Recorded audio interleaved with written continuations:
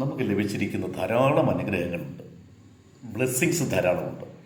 അതിലേറ്റവും പ്രധാനപ്പെട്ട ബ്ലെസ്സിങ്സിൽ ഒന്നാണ് നമ്മുടെ സമയം എന്ന് പറയുന്നത്. ഒരു മനുഷ്യന് തൻ്റെ പ്രവൃത്തികൾ ചെയ്തു തീർക്കുവാൻ വേണ്ടി അവൻ്റെ ലൈഫിൽ അനുവദിക്കപ്പെട്ടിരിക്കുന്ന കാലമാണ് സമയമെന്ന് പറയുന്നത്.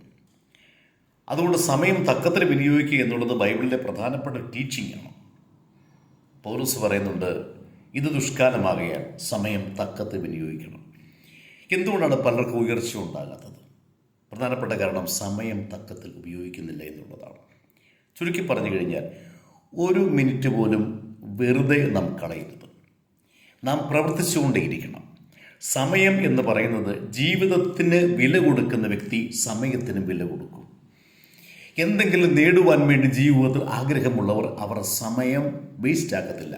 ആ സമയം ഏറ്റവും ബെസ്റ്റായ കാര്യങ്ങൾ ചെയ്യുവാൻ വേണ്ടി ക്രമീകരിക്കണം.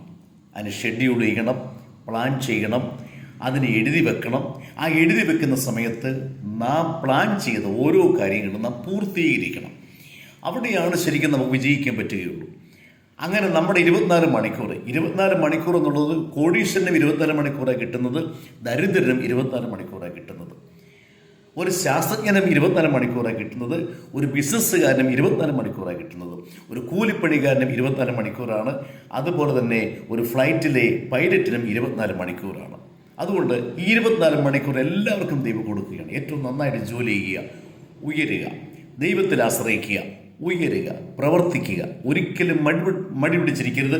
മുൻപോട്ട് തന്നെ പോവുക. നിങ്ങൾക്ക് ജീവിതത്തെ മാറ്റം വരുത്തുവാൻ വേണ്ടി സാധിക്കും. ഈ വർഷം അങ്ങനെയുള്ള വർഷമായി നിങ്ങൾ തീർക്കണം.